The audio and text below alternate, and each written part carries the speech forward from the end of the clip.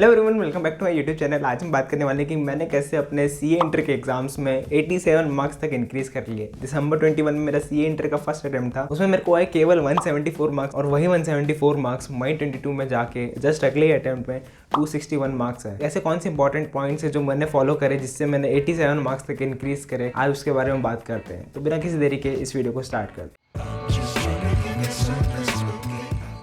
सबसे पहला पॉइंट आता है राइटिंग प्रैक्टिस। जितनी मैंने दिसंबर 21 के अंदर में राइटिंग प्रैक्टिस करी होगी उससे लगभग 2 गुना राइटिंग प्रैक्टिस मैंने मई 22 के एग्जाम्स के लिए करी। स्पेशली अकाउंट्स और कॉस्ट के अंदर तो दबा के मैंने लिख के प्रैक्टिस करी है, चाहे फॉर्मेट बना के करी हो या बिना फॉर्मेट बना के करी हो। जो भी बहुत ही ज्यादा अच्छे क्वेश्चन थे उनका पूरा फॉर्मेट बनाया है, और जो सीधे साधे क्वेश्चन थे, जो छोटे क्वेश्चन थे, उनका न्यूमेरिकल पार्ट मैंने लिख के सॉल्व करा है। और जो बहुत ही ज्यादा छोटे क्वेश्चन थे उनको भले मैंने कैलकुलेटर पर सॉल्व कर लिया था, लेकिन मैंने बाकी क्वेश्चन की काफी ज्यादा लिख के प्रैक्टिस कर रही है। इससे मुझे ये पता चल गया था कि कहाँ पे मेरी सिली मिस्टेक्स हो सकती है, कहाँ पे छोटी छोटी मिस्टेक हो सकती है, जिससे वो मेरे को अवॉइड करना है। क्योंकि अगर आपकी छोटी सी भी मिस्टेक्स हो जाती है एग्जाम्स के अंदर तो उसमें आपके काफ़ी ज़्यादा मार्क्स कट सकते हैं। कुछ क्वेश्चन के तो फॉर्मेट और स्टेप्स मुझे रट गए थे कि अगर ये वाला क्वेश्चन आ गया तो एकदम फटाक से कौन कौन से स्टेप्स मुझे फॉलो करने, कौन कौन से वर्किंग नोट्स बनाने। और गेस व्हाट, जो क्वेश्चन मुझे बहुत अच्छे से रटा हुआ था वही क्वेश्चन एग्जाम में आ गया, वो भी 10 मार्क का। उस क्वेश्चन को देखते ही मैंने भगवान को थैंक यू बोला और उसके बाद ही क्वेश्चन स्टार्ट करा। राइटिंग प्रैक्टिस में मेजॉरिटी ऑफ द कंट्रीब्यूशन देना चाहूंगा मेरे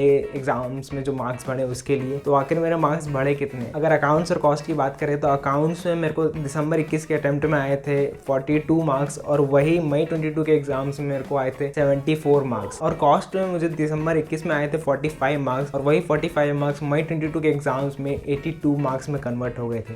स्ट्रांगली रिकमेंड करूंगा कि जो भी अकाउंट्स और कॉस्ट या कोई भी प्रैक्टिकल सब्जेक्ट आप कर रहे हो उसको लिख के करो। इससे आपके जो फॉर्मेट है और जो भी स्टेप्स आपको फॉलो करने वो आपके दिमाग में रट जाएंगे, और क्या क्या सिली मिस्टेक्स है उसकी पॉसिबिलिटीज भी पता चल जाएगी जो कि एग्जाम्स में दोहराई नहीं जाएगी। दूसरे पॉइंट की बात करते हैं जो कि reduction in mobile phone usage. जी हाँ, दिसंबर 21 में पहले ही सदमा लग चुका था, बोथ ग्रुप फेल था और फर्स्ट ग्रुप में मेरे को 174 मार्क्स आए थे केवल। ये भी डर था कि जो मई 22 वाला अटेम्प्ट है उसमें वापस से फेल ना हो जाएगा, तो मोबाइल फोन का यूसेज कम करना ही था एग्जाम से पास होने के लिए। इसके लिए मैंने अपने मम्मी या भैया को मोबाइल फ़ोन दे देता था। बट इसमें एक ये प्रॉब्लम आ जाती है कि हमको मोबाइल फ़ोन का यूज़ आ जाता है पढ़ाई से रिलेटेड कुछ काम करने के लिए भी। तो इसके लिए मैं जो भी मेरे को काम ध्यान आता था पढ़ते वक्त, तो मैं इसको एक डायरी में, एक छोटी सी डायरी में नोट कर लेता था। और मैं ट्राई करता था कि मैं रात को 7 बजे या 8 बजे या फिर लंच या डिनर के बाद जो मैं ब्रेक लेता हूँ उसके अंदर मोबाइल फ़ोन का यूज़ करूँ, और जो भी वो टास्क और वो जो भी चीज़ें मुझे देखनी मोबाइल फ़ोन के अंदर उनको एक साथ ही देख लूँ, ताकि इससे मैं एक बार में देख के कंप्लीट करूँ, बार बार मोबाइल फ़ोन को टच ना करूँ। थर्ड पॉइंट की बात करते हैं जो कि है focusing on module and only module. Exams में जो भी क्वेश्चंस आते हैं वो मॉड्यूल में से आते हैं। मैंने इस वाले वीडियो में बता रखा है कि जो कॉस्ट का एग्जाम था मई 22 वाला अटेम्प्ट में, उसके कौन कौन से क्वेश्चंस ऐसे थे एग्जाम्स में जो कि मॉड्यूल से एज इट इज उठ के आ गए थे या फिर 90% तक उठ के आ गए थे एग्जाम्स के अंदर। अगर आप किसी अपनी फैकल्टी के स्टडी मटेरियल से पढ़ रहे हो तो भी आपको क्रॉस चेक करते जाना है कि जो भी मॉड्यूल के इलस्ट्रेशंस हैं और उसके बैक साइड क्वेश्चंस हैं वो दोनों के दोनों कंप्लीट हो रहे हैं आपके साथ ही साथ। तो आपको गार्ड बांध लेनी है कि आपको सबसे पहले मॉड्यूल निपटाना है, उसके बाद कोई सा और स्टडी मटेरियल निपटाना। अगर मॉड्यूल के इलस्ट्रेशन और बैक साइड ही आपके कंप्लीट नहीं है तो उससे पहले अपन कोई और स्टडी मटेरियल छुएंगे भी नहीं। बात करते हैं अगले पॉइंट की जो कि एक्सप्लोरिंग नोट्स। जब आप सीए इंटर नोट्स सर्च करोगे गूगल पे तो अब एक वेबसाइट आएगी सीए ब्लॉग इंडिया करके। इस पे बहुत सारी फैकल्टीज के handwritten notes, diagrams, charts ये सब डले हुए हैं। तो इसमें जो शिवांगी अग्रवाल मैम के नोट्स हैं उनको मैंने डाउनलोड करा था, उन्होंने मेरी काफी हेल्प करी थी तैयारी करते वक्त, रिविजन करते वक्त। और एक और वेबसाइट है इंडिगो लर्न करके, यहाँ से भी मैंने लॉ के नोट्स डाउनलोड करके प्रिंट निकाल लिया था। मोस्टली टाइम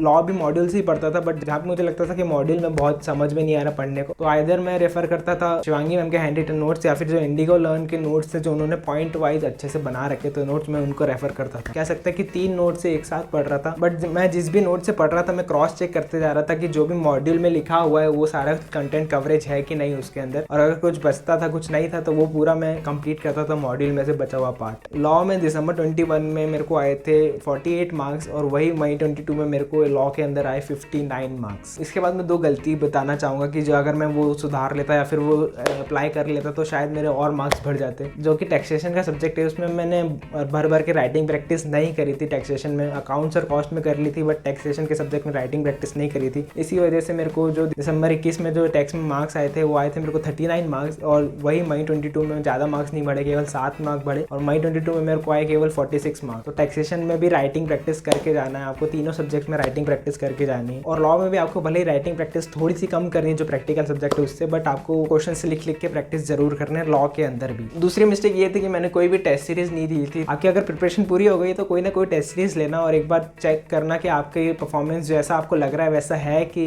आप अंधकार में जी रहे हैं। बस आज के वीडियो के लिए इतना ही था। एग्जाम बहुत ही पास में आ गए, एकदम तट पे खड़े हुए एग्जाम्स, तो आप लगातार मेहनत करते रहे, दिन रात बस एक करते पढ़ाई करते रहे। जो भी प्रैक्टिकल सब्जेक्ट है उनको अच्छे से लिख के प्रैक्टिस करें। थ्योरी में अगर कुछ टॉपिक्स आपको मॉड्यूल से पढ़ने में टफ लग रहे हैं तो आप गूगल पे जाएं, सीए इंटर नोट्स सर्च करें। आप अगर थोड़ा बहुत एक्सप्लोर करोगे तो आपको कहीं ना कहीं से कुछ ना कुछ अच्छे नोट्स मिल जाएंगे जो कि आपके लिए काफ़ी हेल्पफुल रहेंगे। तो बस आज की वीडियो के लिए इतना ही। आप सभी को ऑल द बेस्ट। एग्जाम्स आने वाली है, बहुत पास में एग्जाम्स में आग लगा देना, तोड़ फोड़ मचा देना एग्जाम्स के अंदर। मैं मिलता हूँ आपसे अगले वीडियो में, तब तक के लिए बाय बाय।